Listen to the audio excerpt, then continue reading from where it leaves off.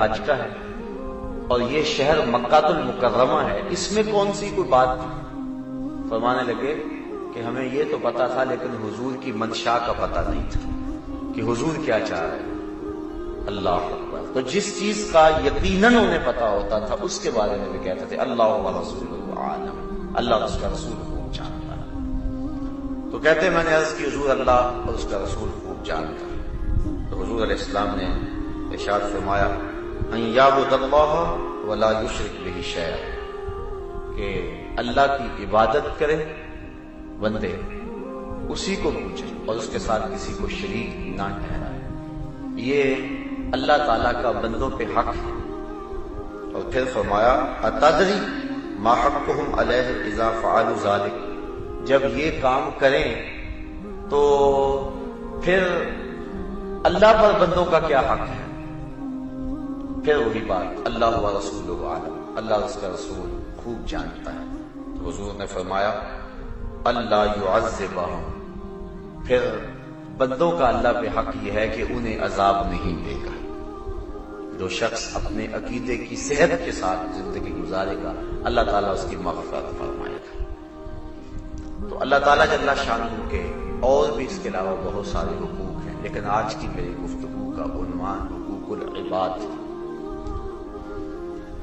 صوم و صلاۃ، نیک اعمال، حقوق اللہ کی ادائیگی، سحری کا اٹھنا اور باقی زندگی کے اچھے معمولات، اس کی بہت زیادہ اہمیت ہے۔ لیکن اگر کوئی شخص حقوق العباد سے کوتاہی کا ارتکاب کرتا ہے تو وہ شریعت کے نور سے اور شریعت کی برکتوں سے اپنے آپ کو محروم کر لیتا ہے۔ حضور علیہ السلام کی خدمت میں ایک خاتون کا تذکرہ کیا گیا جو کثرت صوم و صلاۃ کا مزاج رکھتی تھی، نمازیں بہت زیادہ پڑھتی تھی، روزے بڑے رکھتی تھی۔ فرمایا اس کا ہمسایوں کے ساتھ سلوک کیسا ہے؟ عرض کی ہمسایوں کے ساتھ اس کا سلوک اچھا نہیں، کہا وہ جہنمی ہے۔ اور ایک عورت کا تذکرہ کیا جس کی نمازیں اور روزے تو معمول کے تھے لیکن ہمسایوں کے ساتھ اس کا سلوک اچھا تھا، فرمایا وہ اہل جنت سے ہے۔ تو حقوق العباد کو خاصی اہمیت دی گئی ہے شریعت اسلامیہ کے اندر۔ والدین کے حقوق ہیں، اولاد کے حقوق ہیں، عامت المسلمین کے حقوق ہیں، عورتوں کے حقوق ہیں، بچوں کے حقوق ہیں، ہمسایوں کے حقوق ہیں، رشتہ داروں، اعزاء و اقارب کے حقوق ہیں، حتیٰ کہ غیر مسلموں اور ذمیوں کے حقوق ہیں اور جانوروں کے حقوق ہیں۔ اسلام نے ہر چیز کو واضح اور کھل کر بیان کیا ہے، کوئی عمل مخفی نہیں رکھا۔ والدین کے حقوق کے حوالے سے شریعت میں ترغیب دی گئی اور یہاں تک فرمایا گیا کہ ان کے سامنے اف تک بھی نہ کرو، ان کی قلبی نزاکت کا بھی تم خیال رکھو کہ کہیں ان کے دل میں تمہارے بارے میں کوئی اتنا میل بھی نہ آنے پائے اور تمہاری طرف سے اتنا بوجھ بھی اور اتنی تکلیف نہ پہنچے۔ علماء نے اس کی تشریح میں لکھا ہے کہ جب والدین بوڑھے ہو جائیں اور بندہ ان کو اٹھا کر کے لے جاتا ہے بول و براز کے لیے تو بعض کا چارپائی پر ہی بول و براز نکل جاتا ہے، تو انسان اس بدبو اور تعفن سے بچنے کے لیے اپنی ناک پہ کپڑا رکھ لیتا ہے۔ یہ نفرت والدین سے نہیں ہے، یہ نفرت اس غلاظت سے۔ تو والدین چونکہ بوڑھے ہیں تو اولاد کے اس رویے سے ان کے دل کو تکلیف کا امکان ہے کہ شاید میری اولاد میرے سے نفرت کر رہی ہے اور اب اپنی ناک پہ کپڑا رکھ رہی ہے۔ تو علماء نے لکھا ہے کہ اپنی ناک پہ کپڑا نہ رکھو، تکلیف سہ لو لیکن اپنی ناک کو نہ ڈھانپو، چونکہ اس سے والدین کو چونکہ تکلیف ہوگی تو اس چیز کا بھی لحاظ اور خیال رکھا جائے۔ حضرت امام حسن نے ساری زندگی حضرت فاطمہ زہرا رضی اللہ تعالیٰ عنہا کے ساتھ کھانا نہیں کھایا۔ ایک دن انہوں نے کہا بیٹا میرا جی چاہتا ہے کہ تم میرے ساتھ بیٹھ کے کھاؤ اور تم نے آج تک کھایا نہیں۔ تو عرض کی کہ اماں جی اس ڈر سے کہ کسی لقمے کی طرف آپ کی نظر سبقت لے جائے لیکن آپ کا ہاتھ نہ بڑھے اور میں آپ کے ارادے سے عدم آگہی کی وجہ سے اس لقمے کو آپ سے پہلے اٹھا لوں اور آپ ماں ہونے کے ناطے سے مجھے روکے بھی نہ، تو تو یہ میرے لیے بے ادبی ہے کہ جس لقمے کو اٹھانے کا عزم آپ کر چکی ہیں میں آپ سے پہلے اس کو اٹھا کے اپنے منہ میں ڈال لوں۔ یہاں تک خیال اور لحاظ رکھا گیا ہے اور والدین کی تعظیم کا حکم دیا گیا ہے۔ اور سچی بات ہے جو حضور نے فرمایا کہ والدین کے حقوق ادا ہی نہیں ہو سکتے الا یہ کہ ان کو غلام پائے اور خرید کے آزاد کر دیں۔ اس طرح ماں کے حقوق الگ سے بیان فرمائے۔ ایک صاحب پوچھتے ہیں حضور کی بارگاہ میں کہ میرے حسن سلوک کا سب سے زیادہ مستحق کون ہے؟ تو فرمایا تیری ماں۔ عرض کی ثم من، پھر کون؟ فرمایا تیری ماں۔ پھر کہا ثم من حضور پھر کون؟ پھر فرمایا تیری ماں۔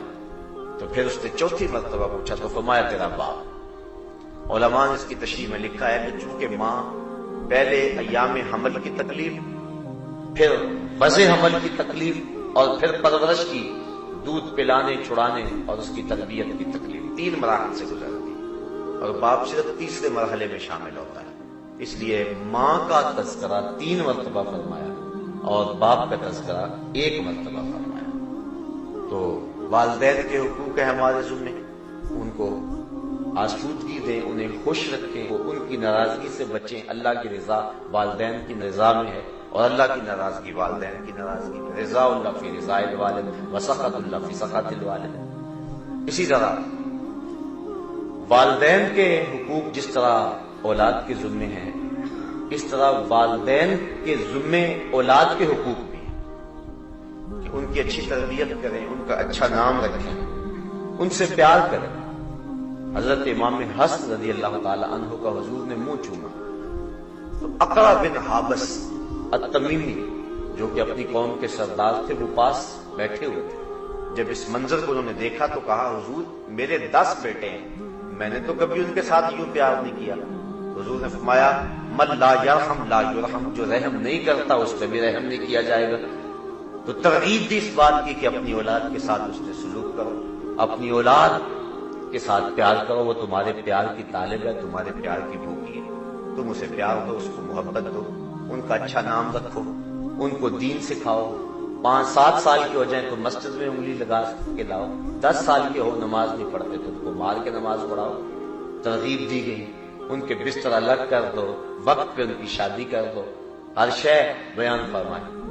حضرت سعد بن ابی وقاص رضی اللہ تعالی عنہ نے حضور سے عرض کی کہ میں اپنے مال کے بارے میں وصیت کرنا چاہتا ہوں، یعنی بہت سارا مال ہے، اب میرا وقت آ کر آ گیا۔ مکے میں آپ کا وصال ہونے لگا تھا، حضور اس بات کو پسند نہیں کرتے تھے کہ جہاں سے کسی کی ہجرت ہو وہاں ہی اس کا وصال ہو، اس لیے فرمایا اللہ خیر کرے۔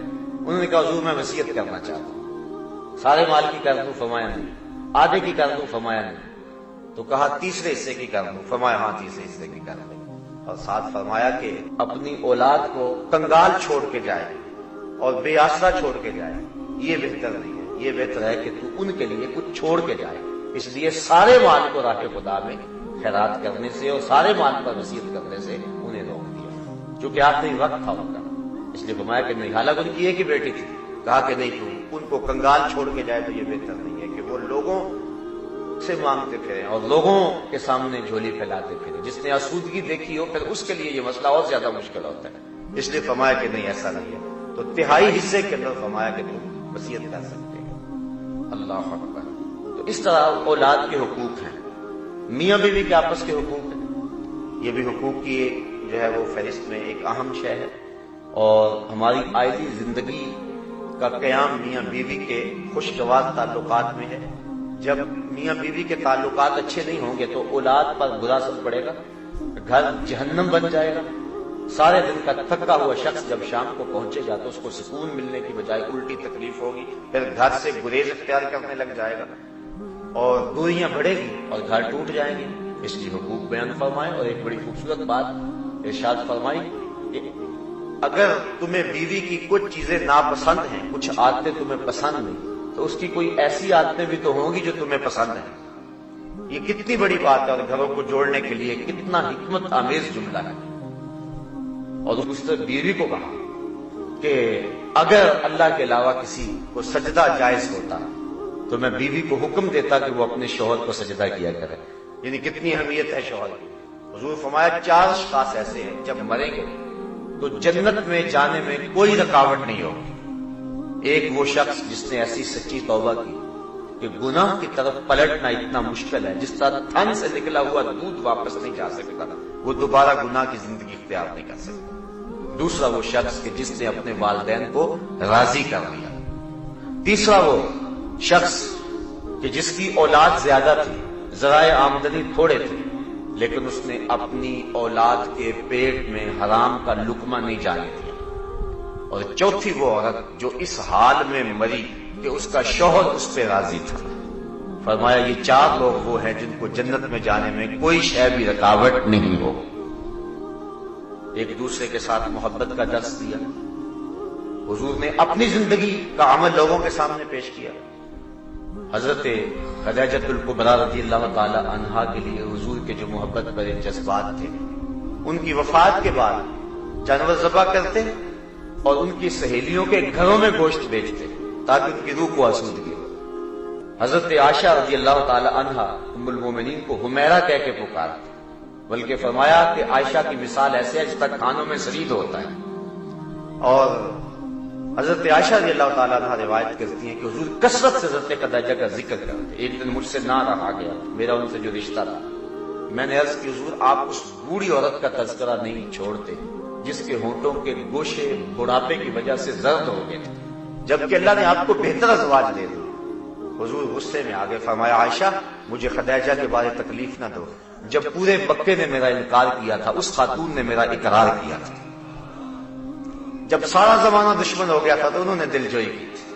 کہتے ہیں واللہ اس کے بعد میں نے کبھی ان کے بارے میں کوئی بات نہیں کی۔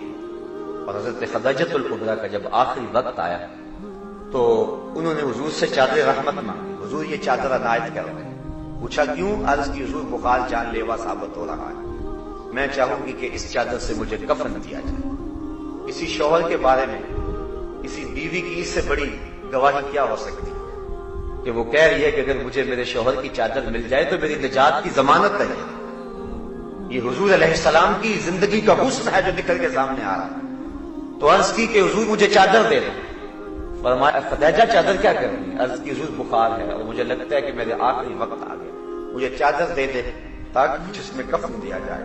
حضور کی آنکھیں امٹ آئیں، کہا خدیجہ تم نے چادر مانگی ہے، لو عربت جلدی لا آتیتک، اگر تو میری جلد بھی مانگتی میں وہ بھی اتار کے دے دوں گا۔ کوئی مثال لاؤ تو صحیح ایسی۔ آج لوگ حقوق نسواں کی بات کرتے ہیں، کوئی ایک مثال ہی لا کے دکھائیں ایسی۔ تو اسلام نے یہ روشنی دی ہے، اسلام نے یہ حقوق دیے۔ اسی طرح تمام مسلمانوں کو ایک دوسرے کے حقوق ادا کرنے کی تاکید کی اور حسن سلوک کا درس دیا، بلکہ فرمایا مومنوں کی مثال ایسے ہے جس طرح ایک جسم ہوتا ہے، جسم کے کسی حصے کو تکلیف پہنچے تو سارا جسم بخار میں مبتلا ہو جائے۔ یہ مسلمانوں کی آپس میں مثال ہے، یا دیوار کی طرح جس طرح ایک دوسری اینٹیں ایک دوسری میں پیوست ہیں اور ان کو مضبوط کرتی ہیں، اس طرح مسلمان ایک دوسرے کو مضبوط کرتے ہیں۔ اخوت اس کو کہتے ہیں، چبھے کانٹا جو کابل میں تو دلی کا ہر پیر و جواں بےتاب ہو جائے۔ آج کہا جاتا ہے ہم نے پوری دنیا کا ٹھیکہ تو نہیں لیا ہوا، کیوں نہیں لیا ہوا؟ ہمیں اسلام نے سکھایا یہ ہے۔ جب راجہ داہر کے ہاتھوں ایک مظلوم بیٹی نے تنگ ہو کے حجاج کو آواز دی تھی تو محمد بن قاسم کہاں سے چلا تھا؟ اپنی بہن کی آبرو بچانے کے لیے۔ یہ اسلام ہے۔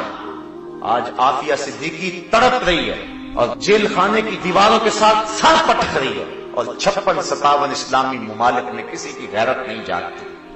کسی حکمران کو توفیق نہیں ہے کہ ان سے کہا جائے ظالمو یہ ہماری قوم کی بیٹی ہمیں واپس دو۔ آج کہا جاتا ہمیں کیا لگے؟ عجیب صورتحال ہے، عجیب رنگ ہے۔ مسلمانوں کی مثال یہ ہے کہ ایک کو تکلیف ہو سارے بےتاب ہو جاتے۔ اسی طرح رشتہ داروں کے حقوق، اللہ تعالیٰ نے ارشاد فرمایا ان اللہ یامر بالعدل والاحسان وایتاء ذی القربى، اللہ تعالیٰ تمہیں عدل و احسان کا حکم دیتا ہے اور قربا یعنی رشتہ داروں کے ساتھ اچھائی کا، ان کو دینے کا اور ان کو عطا کرنے کا حکم دیتا ہے۔ بلکہ ایک روایت میں آتا ہے کہ افضل صدقہ وہ ہے جو ناراض کنگال رشتہ دار کو دیا جائے۔ رشتہ دار ناراض ہے تم سے، تمہارا شریک بنا ہوا ہے، حالانکہ یہ بھی ایک عجیب اصطلاح ہے شریک کا معنی ہے دکھ درد میں شریک، مصیبتوں میں شریک، خوشی غمی میں شریک، اور ہم نے شریک بمانا دشمن بنایا ہوا ہے۔ تو جو تمہارا دشمن بنا ہوا ہے اور تمہیں نیچا دکھانے کے لیے تلا ہوا ہے اور تمہاری عزت اس کو ایک آنکھ نہیں بھاتی اور تمہیں نقصان پہنچانے کے لیے تمہاری جڑیں کاٹنے کے لیے لگا ہوا ہے، لیکن اس کے اوپر بھی حالات برے آ گئے، تو اس کو ضرورت ہے، تو اب اس کو اگر تم دو گے تو تمہاری طبیعت اس کی طرف مائل نہیں ہوتی کہ میں سانپ کو کیوں دودھ پلاؤں، یہ تو میرا دشمن ہے۔ تو فرمایا گیا کہ بہتر صدقہ وہ ہے جو ناراض رشتہ دار کو دیا جائے، کیونکہ اس میں نفس شامل نہیں ہوگا، جو کیا جائے گا اللہ کی رضا کے لیے کیا جائے گا۔ بلکہ حضور نے فرمایا جو شخص یہ چاہتا ہے کہ میرے رزق میں برکت ہو، فرمایا وہ صلہ رحمی کیا کرے، اور ایک حدیث کے لفظ ہیں سل من قطعک وات من حرم، فرمایا جو تجھ سے تعلق توڑے تو اس سے تعلق جوڑ، اور جو تجھے محروم رکھے تو اس کی جولیاں بنا دے۔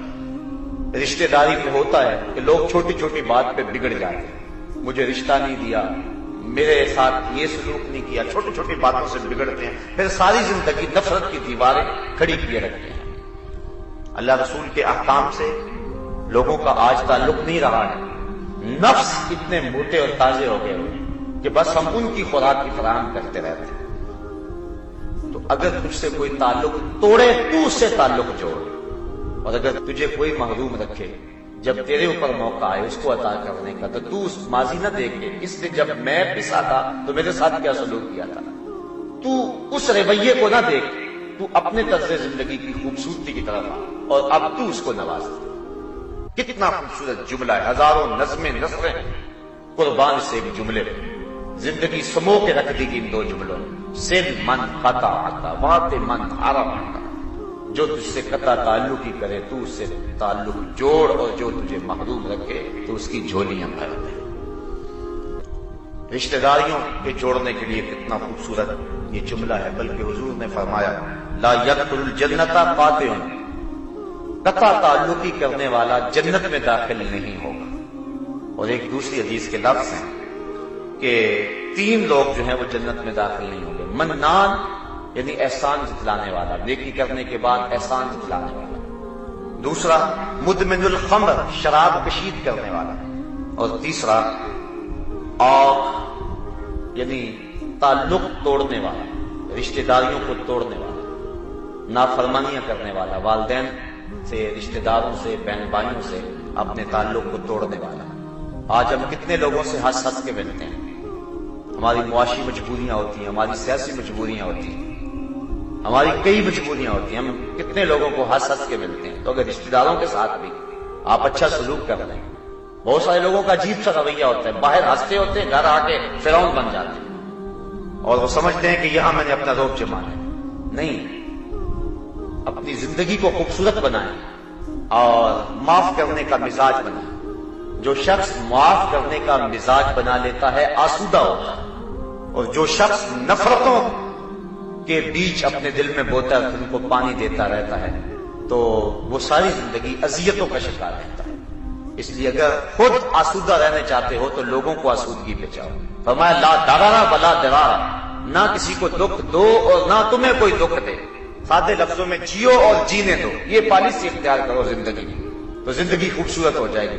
ورنہ ہر وقت جلن، کڑن، تکلیف، کسی رشتہ دار کو دولت مل گئی تو کڑن اور جلن، کسی کو کوئی عزت مل گئی تو کڑن اور جلن، یہ ہر وقت کڑن اور جلن کی زندگی بسر ہوگی اور اذیت ہی ہوگی۔ تمہارا حسد، تمہاری کڑن، تمہارا جلنا اس کی عزتوں کو نہیں چھین سکے گا۔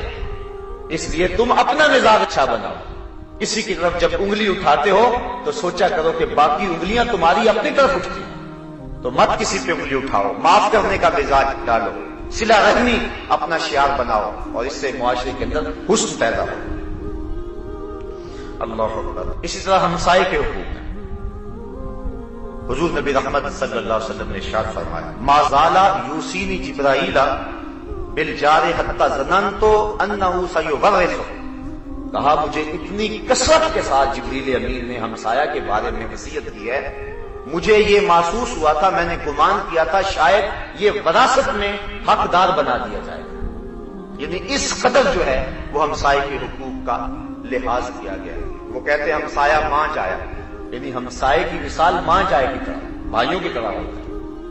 کوئی دکھ ہو، کوئی تکلیف ہو، اس نے پہنچ کے آنا ہوتا ہے۔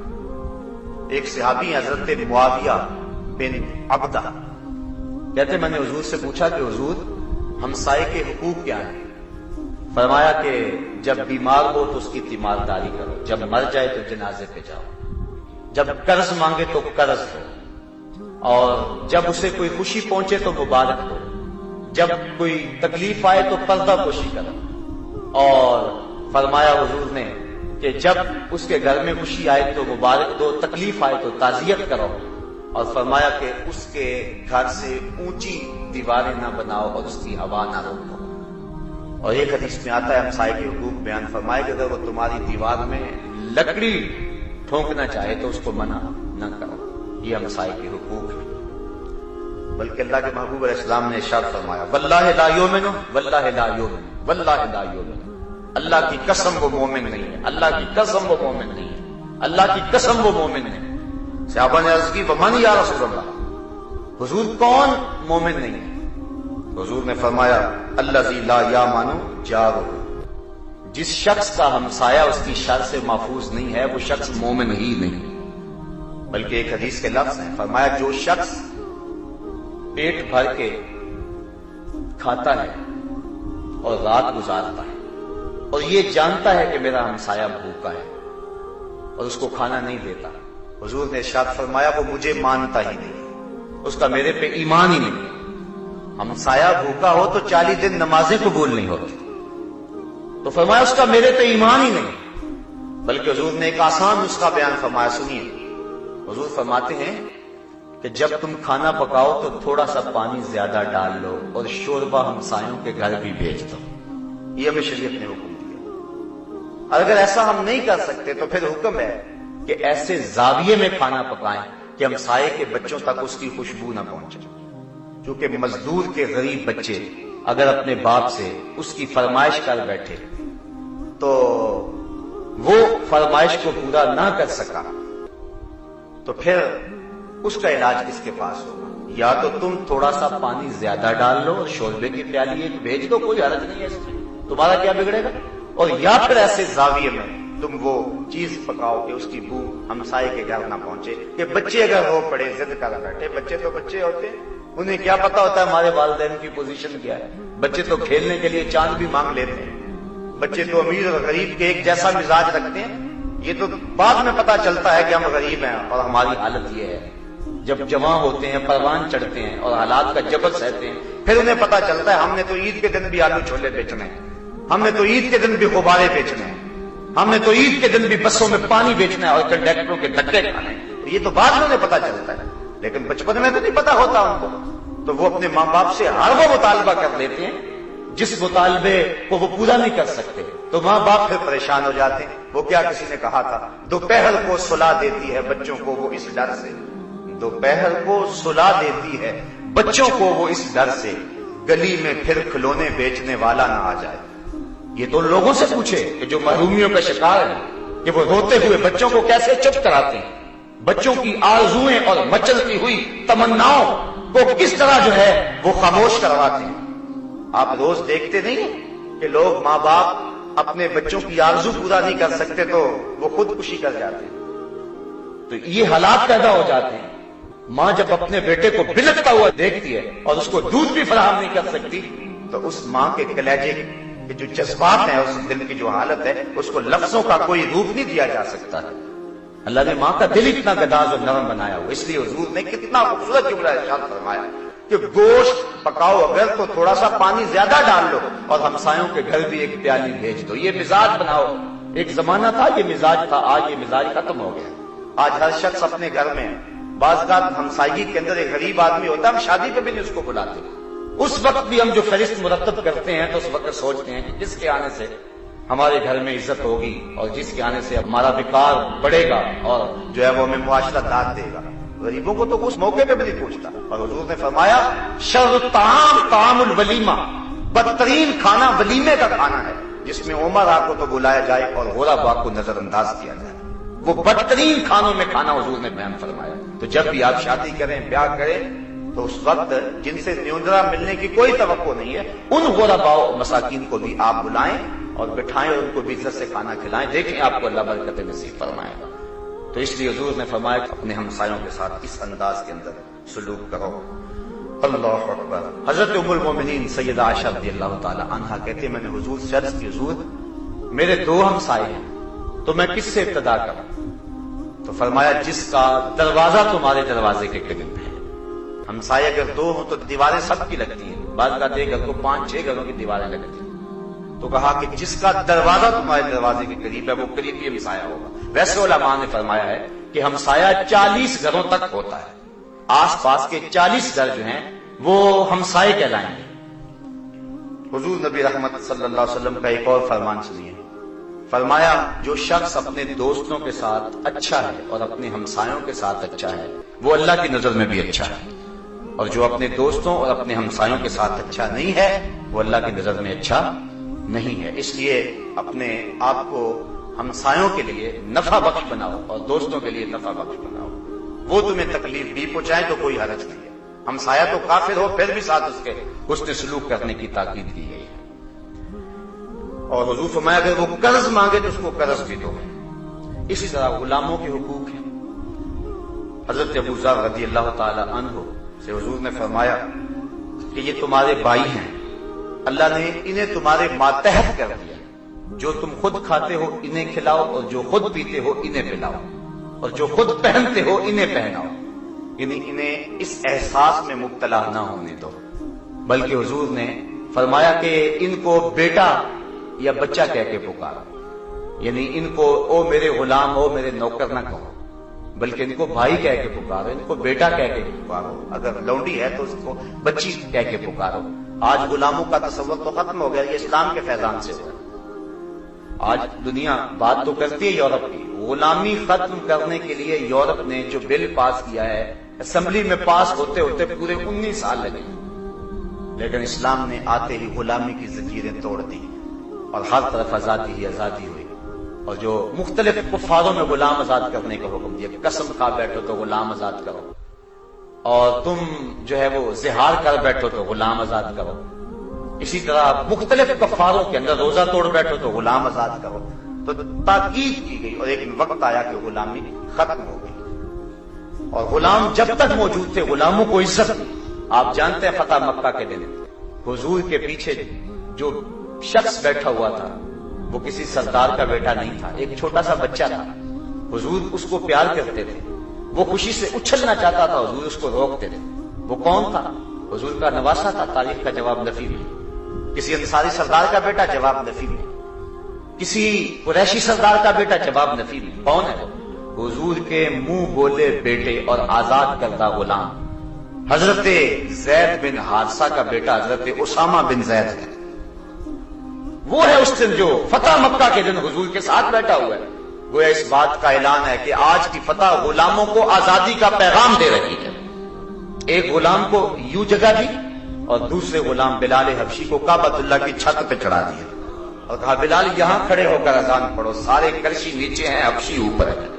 اور اقبال کہتا ہے اذان ازل سے تیرے عشق کا ترانہ بنی، اذان ازل سے تیرے عشق کا ترانہ بنی، نماز تو اس کی دید کا ایک بہانہ بنی، ادائے دید سراپا نیاز تھی تیری، کسی کو دیکھتے رہنا نماز تھی تیری. جب اذان دے تو قبلہ کی طرف منہ کرتے ہیں، تو جب کھڑائی کعبۃ اللہ کے اوپر ایک شخص ہے تو اب کدھر منہ کرے؟ جدھر منہ کرے گا قبلہ ہوگا. حضور طواف کر رہے ہیں، بلال حبشی اذان بھی دیتے جا رہے ہیں اور جدھر جدھر حضور جاتے ہیں گھومتے بھی چلے جا رہے ہیں. اللہ اکبر. تو یہ اسلام کا دیا ہوا فیضان ہے. آقا کا جوتا دھوپ سے اٹھا کر غلام چھاؤں میں رکھتا ہے تو آقا کوڑے برساتا ہے کہ تو نے میرا جوتا میرے پوچھنے کے بغیر کیوں اٹھایا ہے. وہ کہتا ہے دھوپ میں خراب ہو رہا. آقا دلیل ماننے کے لیے تیار نہیں ہے. آقا کہتا ہے تو خود سر ہو گیا، تو متکبر ہو گیا، تیری خوئے غلامی بدلنے لگی ہے، تجھے اپنی اوقات یاد نہیں رہی. میرے جوتے کو بغیر پوچھے ہاتھ لگا رہا، یہ تیری اوقات؟ جب غلام کو اس معاشرے میں یہ حیثیت، اقبال کہتا ہے غلامی کیا ہے؟ ذوق حسن و زیبائی سے محرومی، جسے زیبا کہیں آزاد بندے ہیں وہی زیبا. بھروسہ کر نہیں سکتے غلاموں کی بصیرت پر کہ دنیا میں فقط مردان ہر کی آنکھ ہے بینا.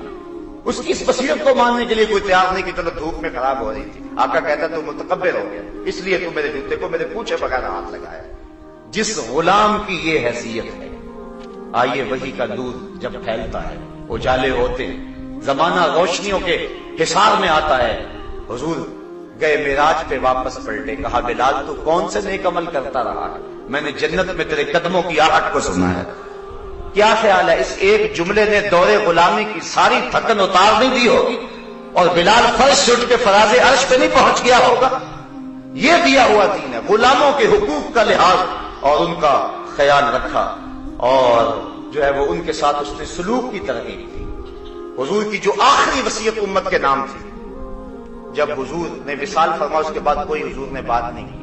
آخری وصیت امت کے نام جو حضور نے فرمائی ہے وہ دو وصیتیں، الصلاۃ الصلاۃ الصلاۃ، لوگو نماز، لوگو نماز، لوگو نماز، نماز نہیں چھوڑو. یہ تمہارے پیغمبر کی آخری وصیت ہے.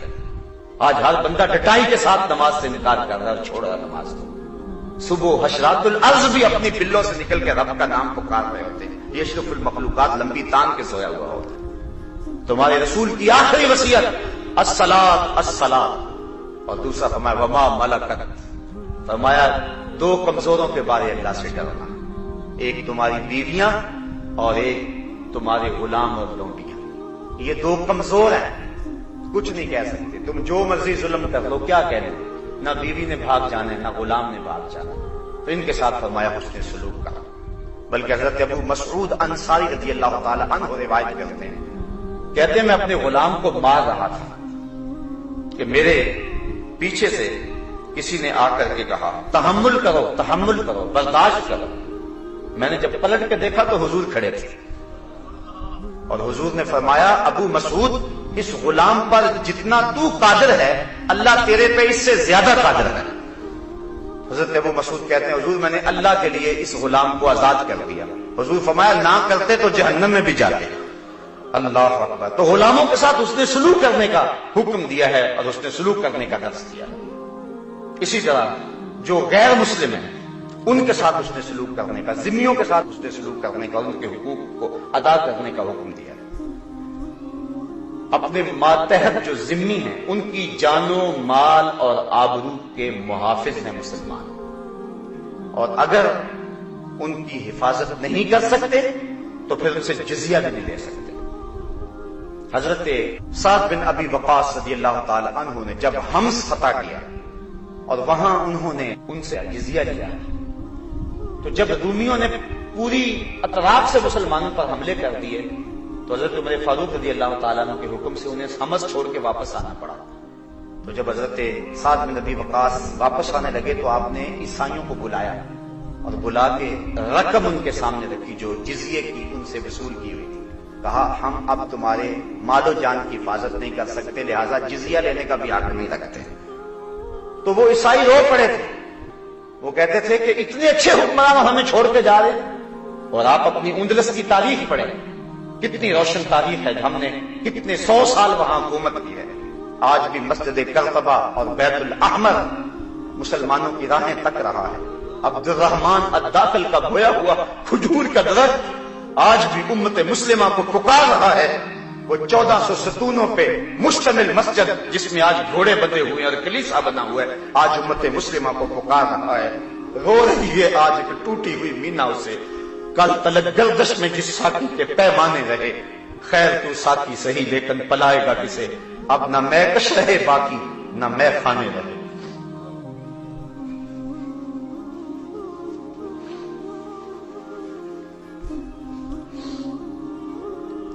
اندلس کی سرزمین ہے. قاضی القضات چیف جسٹس اپنے دروازے سے باہر نکلنے لگا تھا کہ ایک نوجوان کالے رنگ کا بھاگتا ہوا گلی سے آیا اور قاضی صاحب کو دیکھ کر کہنے لگا قاضی صاحب لوگ مجھے مارنا چاہ رہے ہیں اور میری جان کے در پہ ہے، آپ مجھے امان دے دیں. قاضی صاحب نے کہا بیٹا اندر آ جاؤ. گھر لے گئے، کمرے میں بٹھایا، کھانا رکھا. ابھی وہ کھانا کھانے ہی لگا تھا کہ باہر دروازے پر زور زور سے دستک ہوئی. قاضی صاحب باہر آگے دیکھا کہ قاضی صاحب کے اکلوتے بیٹے کی لاش لیے لوگ کھڑے ہیں. کہا قاضی صاحب ایک بدبخت سیاہ فام عیسائی نے آپ کے بیٹے کو قتل کر دیا، ہم نے اس کا پیچھا بڑا کیا لیکن اسی گلی میں کہیں گم ہو گیا۔ قاضی صاحب نے کہا ٹھہرو، اندر گئے، دروازہ بند کر دیا، کہا تو نے کوئی آواز نہیں نکالی، باہر تالا لگا دیا، پھر آ کے بیٹے کی لاش وصول کی۔ مہمان آئے، تجہیز و تکفین کے سامان ہو رہے ہیں، لیکن ایک دروازے کو برابر تالا لگا ہو۔ قاضی صاحب اس سمجھ کسی کو نہیں جانے دیتے، کسی کو راز کا پتہ ہی نہیں معاملہ کیا ہے۔ جب شام کو بچے کی تدفین کر لی اور وہ قاضی صاحب کا اکلوتا بیٹا تھا، تدفین سے فارغ ہو کر گھر آئے، دروازہ کھولا اور پھر اس نوجوان کو مخاطب ہو کے کہا، نوجوان جانتا ہے کس باپ کا سہارا چھینا ہے تم نے؟ تجھے پتا ہے کہ کس کی آنکھوں کا چراغ گل کر دیا ہے؟ وہ بد نصیب باپ تیرے سامنے کھڑا ہے جس کے بیٹے کو تو نے قتل کیا ہے۔ لیکن ہم مسلمان ہیں، جب کسی کو امان دے دیں پھر ہم جو ہے وہ اس سے تعرض نہیں کیا کرتے، اس لیے رات کے اندھیرے سے فائدہ حاصل کرتے ہوئے بھاگ جاؤ، کسی نے دیکھ لیا پکڑ لیا تو پھر عدالت میں میرے سامنے لے آئے تو پھر میں سزا دینے پہ مجبور ہوں گا، اس لیے چونکہ میں نے تمہیں امان دی ہے بھاگ جاؤ، رات کی تاریکی میں بھاگ سکتے ہو۔ جب ہم حکمران تھے تو ہمارا اسلوب زندگی یہ تھا۔ یہ جو کچھ گوجرے میں ہوا ہے، یہ جو کچھ سوات میں ہوا ہے، یہ اسلام کی تصویر نہیں ہے، یہ لوگوں کی خود ساختہ کہانیاں ہیں۔ اسلام تو اقلیتوں کی جان اور مال اور آبرو کی حفاظت کی بات کرتا ہے۔ ہماری تاریخ دیکھیں، بڑی روشن تاریخ ہے، یہ کوئی دین نہیں ہے کہ آپ قبروں سے لاشیں نکال کر کے ان کو چوراہوں میں لٹکا دیں۔ صرف اختلاف یہ ہے کہ ہمارا اور ان کا مسلک ایک نہیں ہے، تم مسلکوں کو لیے بیٹھے ہو۔ یہاں تو معاملہ ہے کہ غیر مسلم ہیں لیکن ان کی بھی جان اور مال کی آبرو مسلمان کے ذمے ہے۔ بلکہ حضور کے دور میں ایک ذمہ کو قتل کر دیا گیا تھا تو حضور نے اس کا قصاص چلوایا تھا، اس کے بدلے میں مسلمان کو قتل کیا تھا۔ یہ حضور کے دور میں مثال موجود ہے۔ تو اسلام تو حقوق دیتا ہے ہر ایک کو، غلاموں کو، حتیٰ کہ یتیموں کو حضور نے حقوق دیے۔ عرب معاشرے میں یتیموں کو دھکے دیے جاتے تھے، قرآن کہتا ہے نا فذلک الذی یدع الیتیم، یہ وہ بدبخت شخص ہے جو یتیموں کو دھکے دیتا ہے۔ قرآن نے یوں ہی نہیں کہا، وہ عملاً دھکے دیا کرتے تھے، اور میں نے کتب میں پڑھا ہے کہ یتیم کو منحوس خیال کر کے دھکے دیتے تھے۔ لیکن حضور نے کیا فرمایا، انا وکافل الیتیم فی الجنت ہاکذا، میں اور یتیم کی کفالت کرنے والا جنت میں اس طرح ہوں گے جس طرح یہ میری دو انگلیاں ہیں۔ اللہ اکبر۔ بلکہ مجمع لگا ہوا ہے، ایک صحابی نے عرض کی حضور میرا بیٹا صبح سے گم ہو گیا، مل نہیں رہا، آپ اس کے لیے دعا کریں۔ قبل اس سے کہ حضور کے ہاتھ اٹھتے، ایک شخص جو ابھی آیا تھا اور پیچھے بیٹھا ہوا تھا اس نے بھی سن لیا، اٹھ کے عرض کی حضور ابھی میں فلاں باغ کے آگے سے گزر کے آیا ہوں، میں نے اس کے بیٹے کو بچوں کے ساتھ کھیلتا ہوا دیکھا ہے۔ باپ نے جب سنا کہ میرا بیٹا فلاں باغ میں ہے، صبح سے تلاش کر رہا تھا، دوڑ لگا دی۔ حضور علیہ السلام نے فرمایا سے بلاؤ، بلایا گیا، کہا بڑی جلدی ہے حضور، آپ جانتے ہیں کہ ایک باپ کے بیٹے کے ساتھ تعلق کا رشتہ کیا ہے، اور میں جلدی سے بیٹے کو ملنا چاہتا ہوں، ماں الگ تڑپ رہی ہے، میں چاہتا ہوں جلدی اس کو ماں تک لے جاؤں۔ فرمایا ضرور جاؤ، بیٹے سے ملو، اس کی ماں کو بھی ملواؤ، میں نہیں روکتا، لیکن میری ایک وصیت بس یاد رکھنا، جب باغ کے کنارے جانا تو اپنے بیٹے کو بیٹا کہہ کے آواز نہیں دینی، جو نام رکھا ہے اس نام سے آواز دینی۔ عرض کی حضور اگر بیٹا کہہ کے آواز دے دوں تو اس میں حرج بھی کیا ہے؟ فرمایا تم نہیں جانتے، اکٹھے کھیلنے والے بچوں میں ہو سکتا ہے کوئی یتیم بچہ بھی کھیل رہا ہو، اور جب تم اپنے بیٹے کو بیٹا کہہ کے پکارو گے تو اس یتیم کے دل میں آئے گا کاش میرا باپ ہوتا تو آج مجھے بیٹا کہہ کے پکارتا۔ بیوہ کے سامنے اپنی بیوی سے پیار کرنے سے منع کیا گیا ہے، غریب کے سامنے اپنی دولت کی نمائش کرنے سے روکا گیا ہے، یہ اسلام کا مزاج ہے۔ تو کہا ہو سکتا ہے کہ وہاں کوئی یتیم کھڑا ہو اور وہ بھی بچوں کے ساتھ کھیل رہا ہو، چونکہ تم صبح کے بچھڑے ہوئے ہو، تمہارے لہجے میں بلا کی مٹھاس ہے، اور تم جب بیٹا کہہ کے پکارو گے بڑا شہد نچڑ رہا ہوگا تمہاری زبان سے، تو اس کو اپنا باپ یاد آ جائے گا، کاش آج میرا باپ ہوتا تو مجھے بھی بیٹا کہہ کے پکارتا، مجھے بھی آج وہ اس الفاظ اور اس پرنور لفظوں سے پکارتا۔ تو فرمایا کہ تو نے اپنے بیٹے کو بیٹا کہہ کے پکارنا نہیں ہے۔ اللہ اکبر۔ اسلام نے عورتوں کو حقوق دیے، آج مغرب عورتوں کو حقوق دینے کی بات کرتا ہے، جبکہ عورتوں کو جب حق خود ارادیت دیا گیا تو اس میں عمر کا تفاوت رکھا گیا، اور پھر اس بل کو بھی پاس کرنے کے لیے کتنی تگ و تاز ہوئی اور کتنے لوگوں نے انکار کیا۔ اسلام نے عورت کو جو مرتبہ دیا ہے، میں کہتا ہوں عورت تیری تو زندگی پہ زمانہ راضی نہیں تھا، تیری زندگی بچائی ہے تو آمنہ کے لال نے بچائی۔ پڑھ قرآن، پڑھ تاریخ، جب کسی کے ہاں بیٹی جنم لیتی تو اس کا رنگ کالا ہو جاتا، آبرو بچانے کا ایک ہی راستہ تھا کہ اس عورت کو زندہ درگور کر دیا جائے، اور اگر ایسا نہیں کیا جاتا تو وہ شخص معاشرے میں منہ دکھانے کے قابل نہیں تھا۔ یہ ایسی تاریخ ہے جس کو جھٹلایا نہیں جا سکتا۔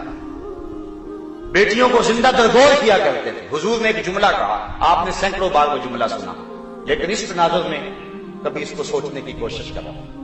فرمایا فاطمہ تو بضعۃ منی، لوگوں فاطمہ میرے جگر کا ٹکڑا ہے۔ اپنی بیٹی کے بارے میں بھی بڑے محبت بڑے جذبات رکھتا ہوں، آپ بھی رکھتے ہیں۔ بیٹیاں جب گھروں سے رخصت کرتے ہیں تو باپ پھوٹ پھوٹ کے روتے دیکھتے ہیں۔ میں نے بوڑھے باپ کو اپنی جھکی ہوئی کمر پہ بوریاں لاد کر کے مزدوری کرتے دیکھا۔ میری شناسائی جو شخص ہے، میں نے کہا کہ اب بوڑھے ہو گئے چھوڑ دو، کہنے لگا ابھی میری ایک بیٹی رہتی ہے جس کی میں نے شادی کروں۔ بوڑھا باپ کمر پہ بوریاں لاد کے مزدوری کر رہا ہے، جوان بھائی فیکٹری میں اوور ٹائم لگا رہا ہے کہ میں نے اپنی بہن کے ہاتھ بھی لے گئے۔ میں نے کہا یہ بھائی تو قتل کرتا تھا، یہ باپ تو زندہ درگور کرتا تھا، اس کو بیٹی اور بہن کے لیے یہ محبت کس نے دی؟ شکریہ ادا کرے آمنہ کے لال کا کہ انہوں نے یہ عزت دی بیٹی کو۔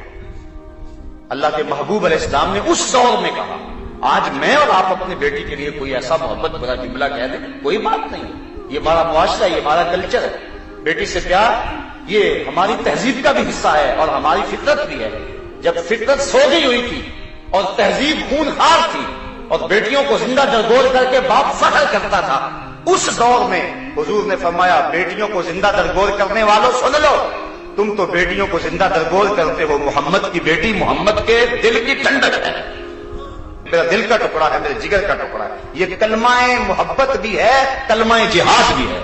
اس دور میں یہ جملہ کہنا چھوٹی بات نہیں تھی، جب لوگ بیٹیوں کو زندہ درگور کر کے فخر کرتے تھے۔ اور اتنا بڑا جرم ہے، اللہ قرآن میں فرماتا ہے وَإِذَا الْمَوْءُودَةُ سُئِلَتْ بِأَيِّ ذَنبٍ قُتِلَتْ، قیامت کے دن قبروں میں گڑی ہوئی بچیاں اٹھائی جائیں، ان کے ظالم باپ کٹہرے میں ہوں گے۔ اللہ ان بچیوں سے پوچھے گا بِأَيِّ ذَنبٍ قُتِلَتْ، تمہیں کس جرم میں قتل کیا گیا؟ علماء نے لکھا ہے کہ بیٹیاں تو معصومیت کی عمر میں قتل کی گئی، انہیں تو پتہ ہی نہیں، ابھی ہوش نہیں سنبھالی تھی کہ گردن دبوچ دی گئی، گڑھے میں پھینک دیا گیا، اوپر سے مٹی انڈھیل دی گئی۔ بیٹی باپ سے پوچھتی ہے کہ ابو میرا قصور کیا ہے، تو بیٹی کو تو پتہ ہی نہیں ہے۔ ایک صحابی حضور کی خدمت میں حاضر ہوتا ہے، زمانہ جاہلیت کا واقعہ سناتا ہے کہ میں سفر پہ گیا تھا، واپس پلٹا تو میری بیٹی جو ہے وہ چلنے پھرنے اور بولنے کے قابل ہو گئی تھی، اور ماں نے اس کو بے پناہ میرا پیار سکھایا تھا، اس امید پر کہ باپ سے پیار کرے گی تو باپ کے دل میں رحم آ جائے گا۔ لیکن جب میں نے اپنے آنگن اور ویڑے میں بیٹی دیکھی تو میں جل بھن گیا، اپنی بیوی کو کوسنے دینے لگا کہ اس سے تو نے سانپ کو جنم دے دیا ہوتا تو اچھا ہوتا۔ پھر ایک دن میں نے باہر اس بیٹی کو کسی بہانے لے گیا اور اس کے لیے گڑھا کھودا، اور جب میں گڑھا کھود رہا تھا بیٹی کو نہیں پتا تھا کیا، اور میں پسینے سے شرابور ہوا تو بیٹی اپنے دوپٹے کے کونے سے میرے ماتھے کا پسینہ صاف کر رہی ہے اور کہتا ہے حضور مجھے پھر بھی ترس نہ آیا۔ اور پھر کیا ہوا کہ جب پسینے سے میں شرابور تھا اور پیاس سے ہلکان ہو جا رہا تھا اور میں لگا ہوا تھا گڑھا کھودنے میں نے نظر اٹھائی تو دیکھا بیٹی باہر نہیں۔ میں نے دل میں کہا جان چھوٹی، کسی سمت بھاگ بھی چلی گئی، لیکن تھوڑی دیر کے بعد میں نے دیکھا کہ ایک سمت سے میری بیٹی دوڑی آ رہی ہے، اس نے اپنے دوپٹے کا ایک کونا پانی سے بھگویا ہوا اور میرے قریب آ کے نچوڑتی ہے اپنے دوپٹے اور آنچل کے کونے کو اور کہتی ہے ابو آپ کو پیاس لگی ہوگی۔ یا رسول اللہ مجھے پھر بھی ترس نہ آیا۔ اب آگے کچھ اس نے بیان کرنا چاہا، حضور نے فرمایا بس کرو میرا کلیجہ پھٹا جا رہا ہے۔ تو بیٹیوں کو زندہ درگور کر کے فخر کرتے تھے، اور اللہ فرماتا ہے وَإِذَا الْمَوْءُودَةُ سُئِلَتْ، قیامت کے دن قبروں میں گڑی ہوئی بچیاں اٹھائی جائیں، ظالم باپ کٹہرے میں ہوں گے۔ اللہ ان بچیوں سے پوچھے گا تمہیں قتل کیوں کیا گیا؟ قتل بچیوں کو باپوں نے کیا ہے اور کٹہرے میں موجود ہے، انہیں پوچھا جائے، اسباب جرم محرکات انہیں پوچھے جائے تم نے کیوں قتل کیا، ان کے معصوم اور ننھے دامن پہ کیا داغ دیکھا، لیکن ان سے نہیں پوچھا جا رہا، پوچھا ان بچیوں سے جا رہا ہے۔ تو علماء فرماتے ہیں کہ بیٹیوں کا قتل اتنا گھنونا جرم ہے کہ اللہ تعالیٰ ان کے ظالم باپوں سے بات کرنا بھی گوارا نہیں کرتا. یہ بھی گوارا نہیں ہے کہ ان سے کلام کیا جائے، چاہے کلام عطا بھی کیوں نہ ہو. تو عورت کو تو حق ہی نہیں تھا، اسلام نے حق دیا. زندگی کا حق اسلام نے دیا، وراثت کا حق اسلام نے دیا. باپ کی وراثت میں بھی حقدار ہے، شوہر کی وراثت میں بھی عورت حقدار ہے. اس کو حق مہر کا حق اسلام نے دیا، آزادی اظہار کا حق اسلام نے دیا، نکاح میں اختیار کا حق اسلام نے دیا. یہ تو متاع سمجھی جاتی تھی، یہ تو مال سمجھا جاتا تھا، یہ تو کھلونا سمجھا جاتی تھی، اس کی آبرو سے کھیلا جاتا تھا. آپ پڑھیں تاریخ کہ عورت کے ساتھ کیا کیا سلوک نہیں ہوا ہے. افلاطون تو اس کو انسان ماننے کے لیے تیار نہیں ہے. وہ کہتا ہے کہ یہ از قبیل جن سے انسان نہیں ہے. وہ ہم شکل ضرور ہے، انسان کو جنم بھی دیتی ہے لیکن خود انسان نہیں ہے. بدھ نے کہا کہ اللہ کا قرب چاہتے ہو تو عورت سے دور ہو جاؤ، یہ بدی کا سرچشمہ ہے. عیسائیوں کے ہاں بھی یہ تصور پایا جاتا ہے. یہ فادر اور نان کی اصطلاح آپ جو سنتے ہیں، فادر اس شخص کو کہتے ہیں کہ جو عورت سے کنارہ کشی اختیار کر لیتا ہے، کہتا ہے تب مجھے قرب ملے گا. لیکن اسلام نے اس کی نفی قول و عمل سے. حضرت عائشہ رضی اللہ تعالی عنہا کے بستر میں حضور کو وحی آیا کرتی تھی. یہ تو کہتے ہیں عورت بدی کا سرچشمہ ہے، وہاں وحی بستر عائشہ میں آیا کرتی تھی رضی اللہ تعالی عنہا. تو یہ اسلام نے اس کو حق دیا، وراثت کا حق اسلام نے دیا ہے. لوگ کہتے ہیں عورت کی گواہی یاد ہی رکھیے. اللہ نے حکمت میں فرمائی گواہی یاد اس لیے کہ ایک بھول جائے تو دوسری یاد کروا دے. باقی عورت کی گواہی کا اعتبار دیکھنا ہو، ہر شخص اپنے باپ کو باپ مانتا ہے. کس کی گواہی ہے؟ صرف اپنی ماں کی گواہی. ایک گواہی اتنی معتبر ہے کہ ہر شخص اپنے باپ کو باپ تسلیم کرتا ہے اس اکیلی گواہی پہ، اور پھر اسی گواہی پہ آگے وراثت کے احکام چلتے ہیں. وارث تبھی ہوگا اس کے مال میں. تو اسلام نے یہ عزت دی ہوئی ہے عورت کو کہ اس کی گواہی اتنی معتبر ہے کہ کہیں بھی ایک گواہی کسی اس اہم معاملے میں معتبر نہیں ہے سوائے عورت کے. تو اسلام نے عزت دی ہے، اسلام نے وقار دیا ہے. حتیٰ کہ اسلام نے سائل کو اور محروم کو بھی حق دیا ہے. جو تم سے مانگنے آ جائے اس کا حق یہ اسے دو، چاہے وہ گھوڑے پہ چڑھ کے ہی آئے. اور یہ نہیں کہا کہ تم اس پہ احسان کر رہے ہو، کہا نہیں، حق ہے. وفی اموالہم حق للسائل والمحروم. تمہارے اموال کے اندر سائل کا بھی حق ہے اور محروم کا بھی حق ہے. ایک وہ ہے جو مانگنے آ جاتے ہیں ان کا بھی حق دو، اور ایک وہ ہے کہ جو مانگتے نہیں، غربت کی چکی میں پستے ہیں لیکن اپنی سفید پوشی کے بھرم کو ٹوٹنے نہیں دیتے. کبھی ان لوگوں کو بھی دیکھا ہے، ہستی پلکوں کے نیچے غم بھی پلتے ہیں، مگر کون دیکھتا ہے اتنی گہرائی. کچھ لوگ مزاج نہیں رکھتے کہ وہ سوال کریں. ہمارے سامنے حضرت ابو ہریرہ رضی اللہ تعالیٰ عنہ کی مثال ہے. فرماتے ہیں کتنے دن ہو گئے بھوک سے، کھانے کو کچھ نہ ملا. مسجد نبوی کے ایک ایسے گوشے میں بیٹھ گیا جہاں سے لوگ اندر داخل ہوتے تھے. میرا خیال تھا کوئی مجھے دیکھے گا اور چہرے سے پہچان لے گا. جب پہچان لے گا تو میرا کام بن جائے گا. حضرت ابو بکر صدیق رضی اللہ تعالیٰ عنہ کو آئے. میں نے قرآن مجید کی کسی آیت کے بارے میں پوچھا اور میرا خیال تھا کہ اس دوران ان کی نظر میرے چہرے پہ پڑے گی تو میرا کام بن جائے گا، لیکن ان کی توجہ ادھر نہ گئی. وہ آیت بتائی اور چلے گئے. میں نے کہا میرا مسئلہ تو حل نہ ہوا. پھر حضرت عمر فاروق آئے. میں نے ان سے بھی کوئی مسئلہ پوچھا، انہوں نے بھی بیان کیا اور چل دیے. میں پھر وہیں بیٹھا بھوک سے پریشان تھا کہ میرا تو مسئلہ حل نہیں ہوا. پھر کہتے ہیں دل و قلب و نگاہ کا مرشد اولین آ گئے، حضور تشریف لے آئے. جب حضور تشریف لائے تو میں نے حضور سے بھی کوئی سوال کیا تو حضور نے میری طرف دیکھا اور مسکرا کے کہا ابو ہریرہ بھوک لگی ہوئی ہے، ابو ہریرہ بھوک لگی ہوئی ہے. اللہ اکبر. میں نے عرض کیا حضور مجھے بھوک لگ رہی ہے. مسئلہ یہی تھا میرا. کہا آجو میرے پیچھے پیچھے آجو. حضرت ابو ہریرہ کہتے مجھے حضور لے گئے. میں باہر کھڑا رہا، حضور حجرے میں چلے گئے. پھر تھوڑی دیر کے بعد آواز تھی تو حضور کے پاس دودھ کا ایک پیالہ تھا. فرمایا ابو ہریرہ جو صفہ کے چبوترے پہ بیٹھے ہیں ان کو بھی بلانا.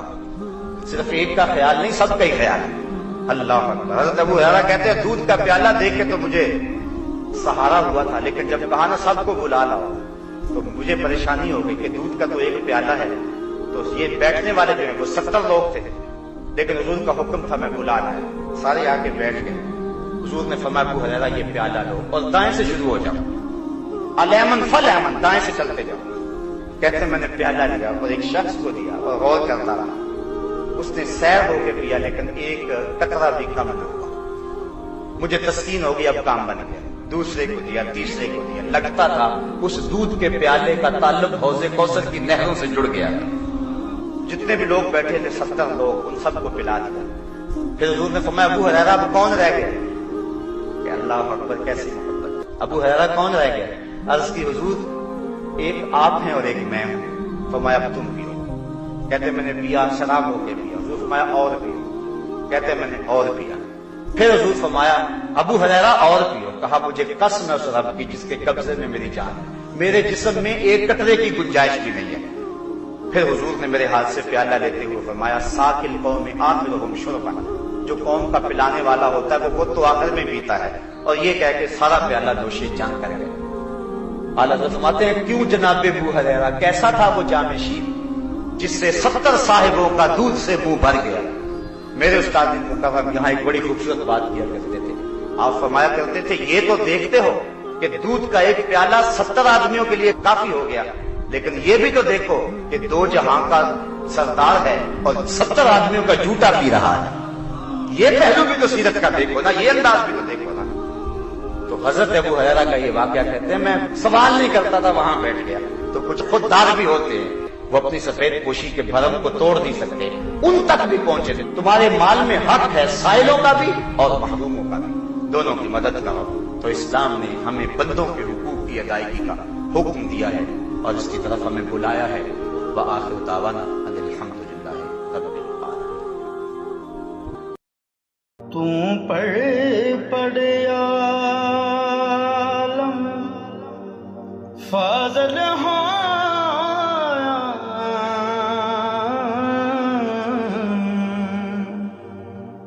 کدے اپنے آپ نو پڑھیا نہیں. تو جا جا وڑدا مسجد مندراں،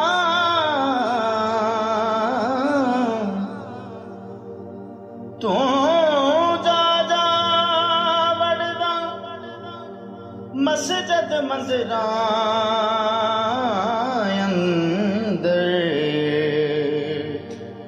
کدے من اپنے وچ وڑیا نہیں.